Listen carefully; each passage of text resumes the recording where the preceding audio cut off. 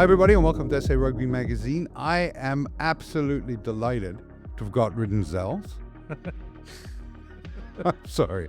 Zels has gone to the Stormers and he can't give me what I would call any input on the Stormers and various other things. So I've had to pull in someone who is an absolute legend in rugby in this country. I've known Gav for 20 years. At least. At least? Yeah, at least. And it's a pleasure to welcome you, Gav. Our show is called Money Man and Rich Pickings. Yeah, that sounds good. That sounds good. It Huh? sounds good, yeah. I like sounds. We've only just been talking about it now, what it should be called, but yeah, that sounds Perfect. yeah. But there'll be enough people out there that hate me, like that'll make comments about it. Anyway, Gav, welcome to the show. Great to have you. Let's get straight into it. This year I've looked so bad picking the championship. Uh-huh. I thought South Africa last week were at least worthy of a draw. Uh-huh. I thought the refereeing was poor. Mm-hmm. I thought the advantage that was over within 2 seconds after a torpedo kick that should have been blown back, and they scored directly from that. When South Africa were over the ball for 3 seconds, there was no advantage given. But when New Zealand was over the ball for a second and a half, it was blown up very quickly, and they were given penalties. That's just my take on it, and I'm not being a sore loser. I just thought the refereeing was atrocious in that game. Look, I thought the refereeing was pretty atrocious, but I don't think it was quite as bad as the Boks were in many aspects of their game. I mean, their line-out just didn't function. So many of South Africa's strengths were blunted by the Kiwis, and For example. the line-outs. Yeah. I mean, that's normally a strength. Every time we went into the 22, you sort of thought, well, South Africa now have got a great chance of getting back into the game. Yeah. I'm talking about once they were 14-0 down, and then they were 14-3 behind after the Andre Pollard penalty. And those last 10 minutes of the first half, I thought if South Africa had scored then, Yes. and they'd gone to half-time at 14-10, then the Springboks had the momentum, and I would have made them favourites from that point on. But they just made silly errors. Remember, there was that bulking one just before halftime when I think it was Andre Pollard who'd kicked a 50-22, and it was a great opportunity for the Boks, and there was a free kick. And then there was the one where there was a great take at the back of the line-out down to Grant Williams, and he knocked it on. And then there were so many other line-outs where South Africa did win the ball, but they weren't able to make anything of it. I mean, they made a mess of it. And then they lost a few balls as well. So that was a huge problem, I thought, for the Boks at the weekend. I don't think their defense is quite as good as it used to be. No, the defense was used to be astounding. They used to be physical. They used to be people would go back in the tackle. What do you make of the 7 changes to the team? I mean, one of the things that I've looked at this year is the inconsistency in the amount of changes. We've been changing on average 13 players per game. Yeah. So this is almost half that. Yeah. But it still shows maybe the Boks just aren't just aren't there yet. It's almost actually is their consistency, is that inconsistency, if you know what I'm saying. Yeah, of course. I mean, they're more consistent this way. I mean, than they have been, is what you're saying. Those changes are all exciting changes. I mean, they really are. I mean, Sasha at fly half. I was talking to people the other day saying that I'd love to see Damian Willemse play. I didn't expect him to play at centre. That's going to, you see, to me, the selection of Damian Willemse as the number 12, and I do think he's a good number 12. I always rate him as a number 12. To me, it signifies a complete change, or a very, very big change from the Boks, in that he's a different type of centre to Damien Delende. He's a different type of centre to Andre Esterhuizen. Do you think he's better than he had his schooling at fly half? Do you think he's better than Delende? I don't think so. I don't think he's better than well, maybe going forward. Look, he is the future, probably. Maybe. But he'll bring a bit more unpredictability to the Bok attack, in the sense that he's had fly half experience, so he's another first receiver. Yeah. You know what I'm saying? So the fullback, the South Africa used their fullback as the second first receiver behind the fly half. When Delende's there, you got 3, and that gives you huge options. So and of course you've got you've got Sasha, who's just so unpredictable as well. So to me, what has been strengthened is the attack, just from the unpredictability point of view. But I'm a bit worried that team won't be able to tackle, or won't be. I don't know how good they're going to be on defense. Look, we know Rassie, so he probably spent last week working with this team. I would imagine. And that's the thing. So this team's not a surprise to the Boks. What actually fascinates me, Kevin, is why he announced the team yesterday. If you've got a team that is so different to the one that you had before, surely you want the team the opposing team to be guessing until Thursday, at least. You make a great point with that, because we've talked on that a few times on the show. And last week he didn't announce the team till Thursday, but he named the teams in every other game early. Yeah. So I don't know what Rassie's rationale is. The one question I want to ask you, though, is, and this is what drives me nuts right now. You have a guy like Wilco Low, who is a fucking animal. Yeah. Absolute animal. And we'll beep the F word out. Why is he coming on in the 61st minute? You can see the impact he makes immediately within his first scrum. Why is he 60 minutes on the bench in such a game? Well, myself and Mark Keohane sat together at the test against Australia. In Cape Town a few weeks ago. Wasn't that when he was a celebrity and then had to sign some papers and everything? Yeah, he was one of those. And I was sitting next to him, and we were both saying, when is Wilco coming on? Because the situation was calling it. But it is the modern way now to have guys who are finishers and to have that impact of the bench. And I thought the British and Irish Lions got it wrong in the second test. Against Australia. If you remember correctly, they left Ellis Genji on the bench for that game. And I remember thinking to myself, well, you just better hope that your starters do well enough. And they didn't. Remember, Australia, everybody talks about Australia being great at comeback wins. In that game, they were the ones leading, and then it was the Lions who came back. And they came back because they had a strong bench. But my argument would be that if they'd started with their stronger forwards, they would have. They wouldn't need to come back. When would you bring Wilco on then? Would you start with him? Wilco, I would start with him, but there might be a mobility issue there. It might be that Rusty feels that he needs Wilco to come on later in the game when it's slowed down a bit. When it's become a bit looser. And so that might be it. But look, I mean, I do think Thomas du Toit is a good prop. Yeah, I do as well. But he's no Wilco Low. And he's a good tight head. I mean, he shouldn't be playing loose head like they played him in one of the recent games. But no, I think that. That Wilco should have been on. Was it the 61st minute? Mark told me it was 61. Yeah, 61. It was around there. But he's, to me, Wilco Low is a guy that should be there from the off. I quite agree with you. But then I was saying to somebody the other day, Malcolm Marx. I thought that it was one of the worst games I've seen him play. And his game in Cape Town against Australia wasn't very good either. Look, has he become soft living in Japan? I don't know. I'm trying to make sense of what I'm seeing. Yeah.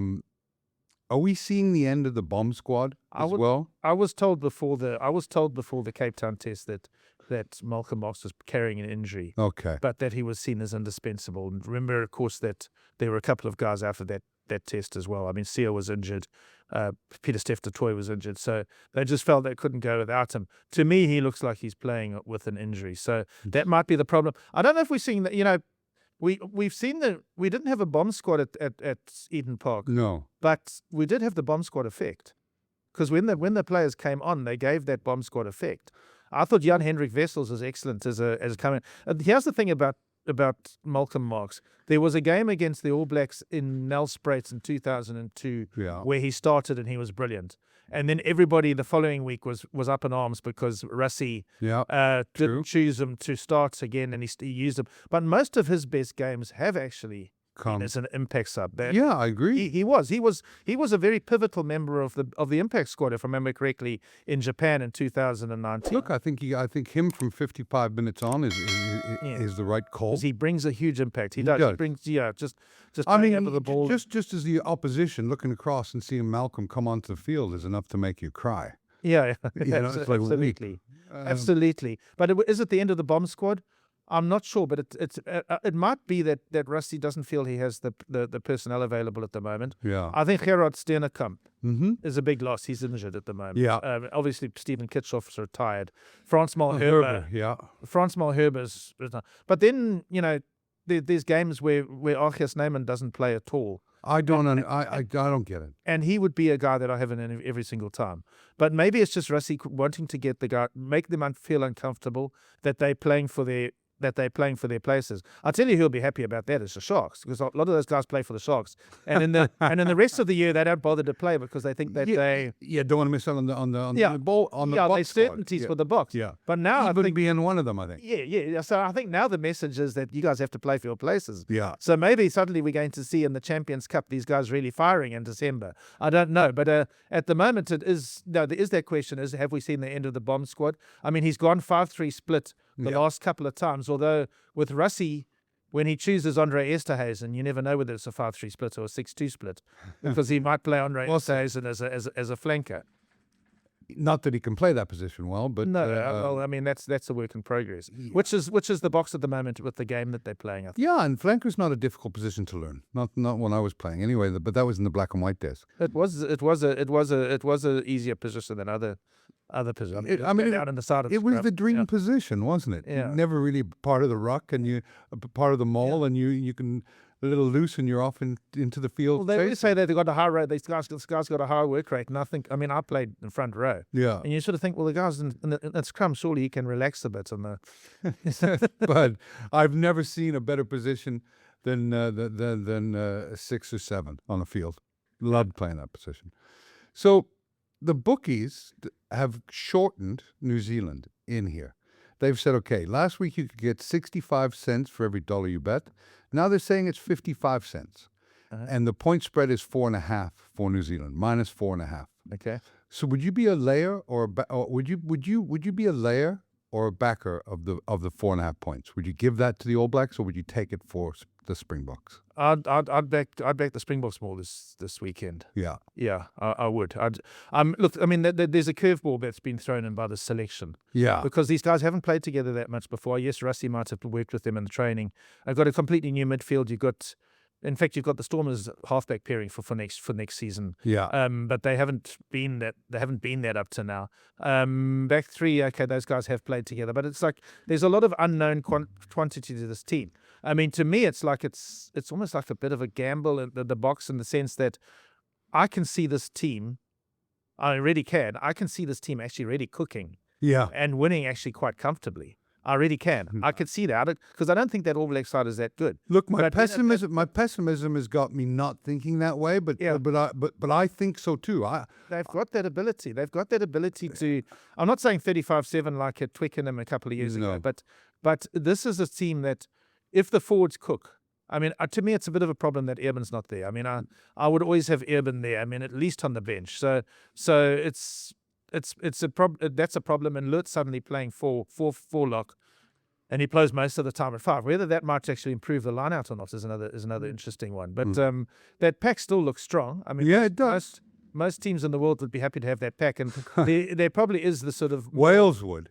Yeah, and there's more of a Springbok look to the back row. Yeah. Although I feel sorry for Marco van Staden. Yeah. I think he's been very good in all the tests he's played. But Sear at 6, I think Sear works well at number 8 when your pack is completely dominant. Yeah. I'm not sure that he's so good when there's parity. And so that pack is still good. So if the pack win the ball, if Feinberg Ngoma Zulu has a good day. His good days are sensational. Yes, exactly. And Damian Willems is, what worries me is that there are other guys there that haven't played for a while. Yeah. When last did Damian play? He came on at the end of the Ellis Park test against Australia. Yeah. If Damian's if my concern is not warranted, and he can just move seamlessly back into the game, then the Boks have a really exciting backline. I mean, it really is. I mean, Kane and Moody against the All Blacks at Twickenham in that warm-up game for the World Cup was sensational. He was our best player on the field, I thought. I agree. That night he was sensational, but he also hasn't played 13 for a while. He did, I think, play against Italy in that position. Okay. So my concern is just that there's so many sort of variables. There's so many imponderables. It's not easy to just say, if they played the same team as they played last week, Yeah. I'd possibly I'm more excited about this team.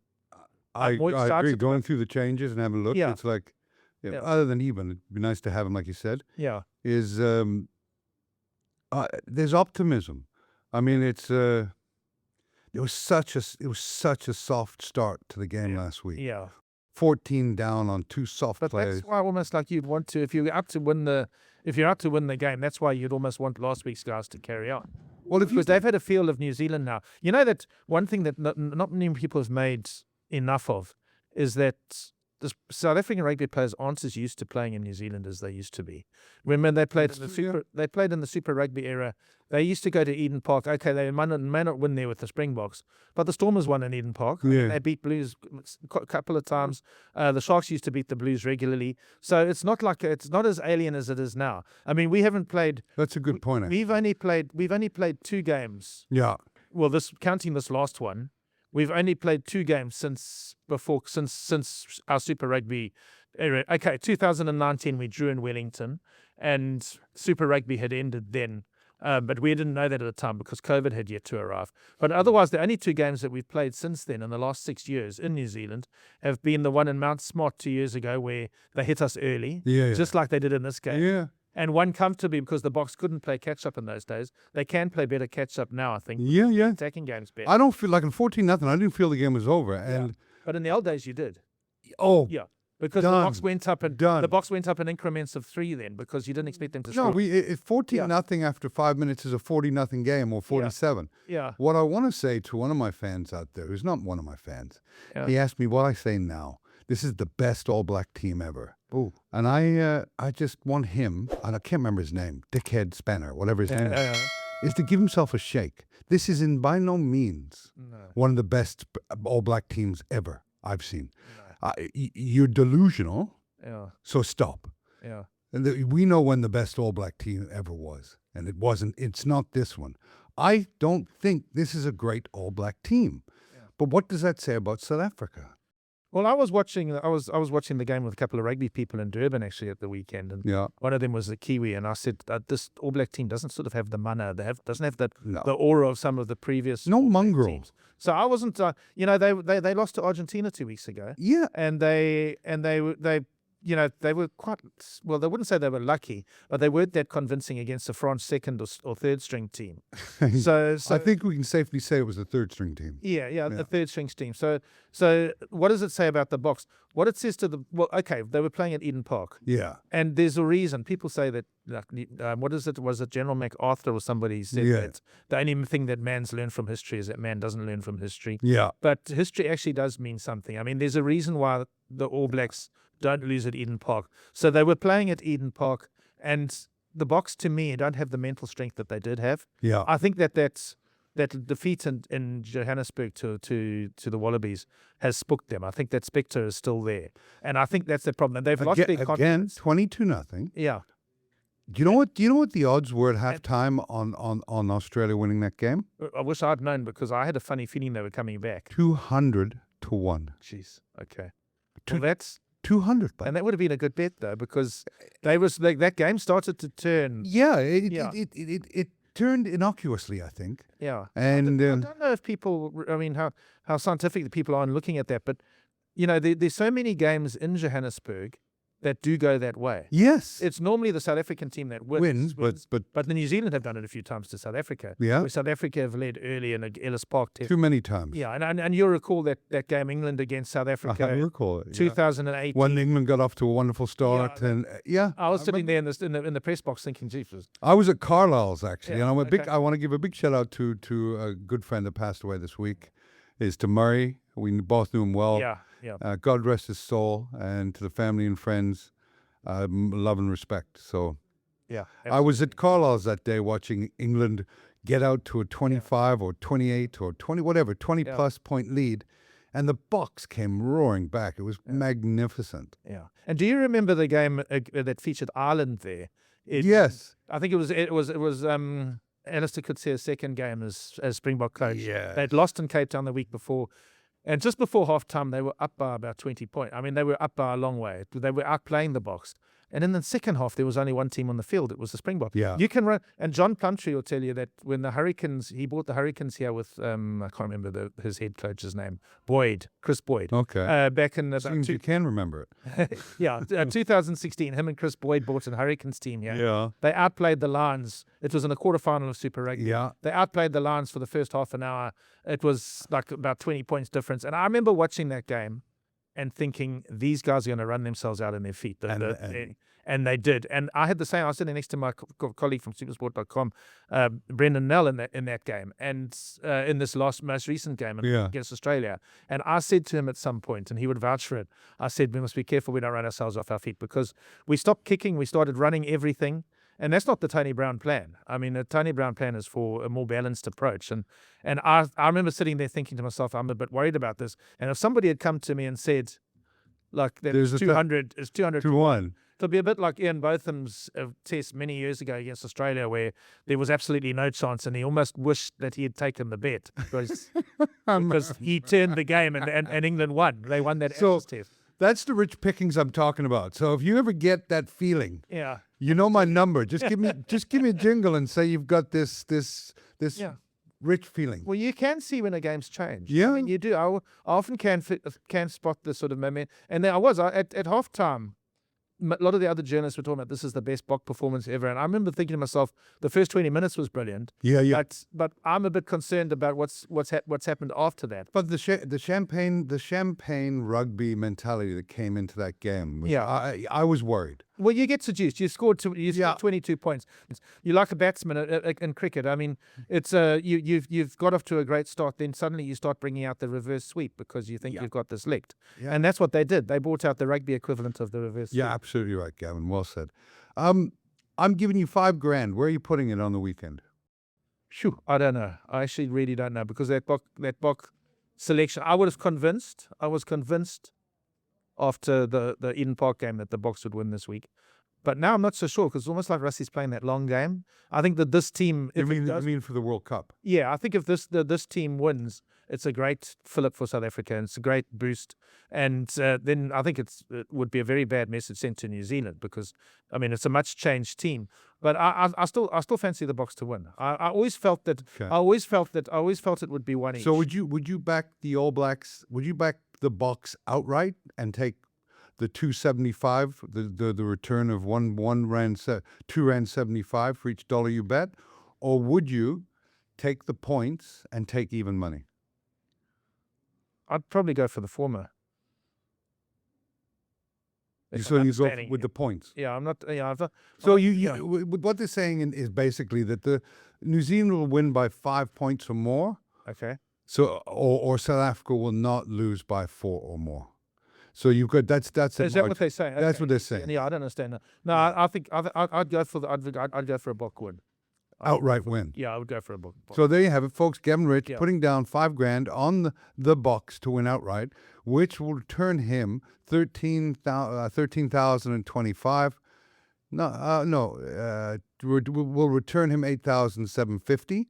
I am being a little bit more conservative than Gav. I'm going to put 5,000 down on the Boks to win plus 4.5 points, which means they can't lose by 5 or more, which means that anything minus, they can lose by 4, 3, 2, 1, win, any combination thereof. I'd be surprised. So I am going to say that the Boks will not lose by more than 5 points.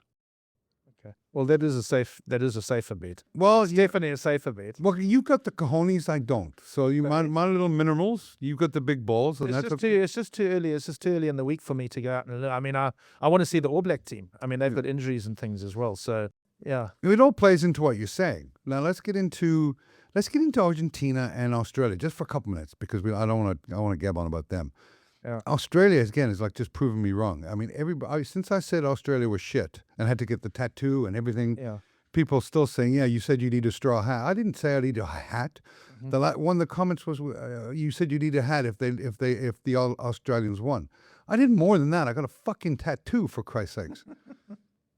I didn't say I was going to need a hat. Did you? Did I say that, Ahmad? No, didn't say it. Anyway, so I did get a tattoo. Australia We're lucky to win last week again. They won in the 84th minute, penalty after penalty after penalty after penalty for Australia. It seemed like the referee was going to make that game a win for Australia. I don't care why. I didn't look at the calls. They were probably all correct. But, man, Argentina, 84th minute try to give up the game. What do you make of that? I think Australia have started to discover in a small way what we used to have, which is that self-belief. Yeah. They believe they can still win. I mean, they were 22 points behind at Ellis Park, and they didn't give up. An Australian team in the past. No, they didn't give up. We gave up. Yeah, well, an Australian team in the past would have given up. They came back at the Lions in that. What did they come? Yeah, they came back in the Lions in the first test. Yeah. Yeah, in the first test, but they still fell short. I'm not as into the hype about Australia as other people are. I think there's a lot of people who just feel that Australia needs to be strong in world rugby, so therefore, and I agree. It'd be nice to have a strong Australian team. But it would be nice, but I mean, that's almost thinking emotionally. I mean, I think Australia are much better than they were. I mean, there's no doubt about that, and they've got a much better team culture, and we're talking about that ability to fight back. They've got they've got all of that going for them, which maybe they didn't have before Joe Schmidt arrived. But I know people are going to tell you that the Bledisloe Cup is wide open. I'm not so sure about that. I don't agree with that. I don't agree with that either. Argentina have improved, but they still not. Isn't Joe Schmidt leaving after the championship? Exactly. Les Kiss is taking over after this. But just like turning to Argentina, they're not really. I mean, they've got to sort of establish some kind of consistency. Yes, they have one great game when they win, and they were brilliant in that first half. They really were. The rugby that they played, and I think that if they'd scored just before half time, and I think there was a bit of a doozy call against them. They were 21-7 up, and I remember thinking that I can't remember exactly what. But I remember thinking to myself that Argentina could have scored then, and Argentina were really unhappy with the referee's call. If they'd scored then, just like the Springboks at Ellis Park, actually, the Ellis Park were on the line just before halftime in that game. If they'd scored then, we would be having a whole different conversation now. I think the Boks would have had the self-belief to win at Eden Park as well. It's amazing. We just have these small little things that redirect the narrative. You're absolutely right, Gav. I mean, it's like the amount of abuse I've taken from the Australian fans, which is a woke culture, and it's like giving this woke mentality fucking calling me out. It's like, you guys don't even celebrate Australian Day anymore. You don't even call it Australia Day. So you get all these dickheads from Australia. Well, not all, but most of them. Some guys that have had their glory days, the buffet the buffet props and all this stuff that were props when they were 10. And talking about their glory days when they were 9, 8, 10, 11. It's like, stop, guys. We could have much different narrative if the Boks had not decided to throw the ball around like a bunch of fucking people. Absolutely. Because they would have still won in Cape Town, I think. And they would have been more confident in Cape Town. And then it would have been, and we would be having a different, it's just like, so to me, it's all about how long the Springboks are going to take to shake off the impact of that defeat. And how long it's going to take for Australia to maybe be exposed again. Well, I think the one thing is like the Boks are going for something that's unprecedented, a three-peat. And that's Rassie's always kept his eye on the big prize. Although as lucky as he was to win 3 one-point games in the last final, it set him up for an unprecedented three-peat. Now, one guy said, why is he a genius?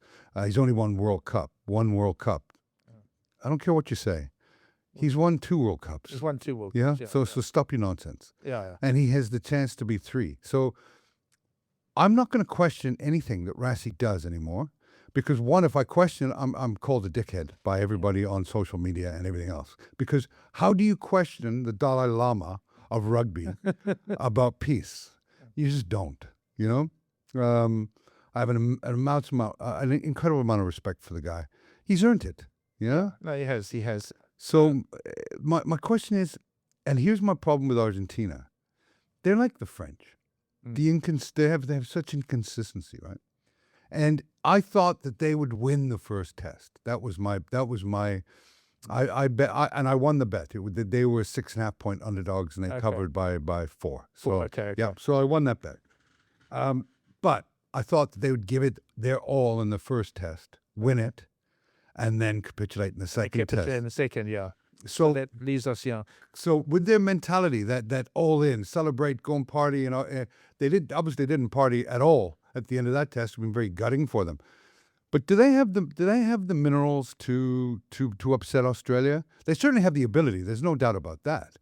But the mentality, I just question with them. So I'm not betting on Australia, Argentina. I'm not touching it with a barge pole. You couldn't make me bet on that game. No, I wouldn't bet on it either. I'm just trying to think of it. I mean, yeah, I mean, Argentina won one game last year and then they lost the other one, didn't they? They didn't they have a record win against Australia? They had the record win. Yeah.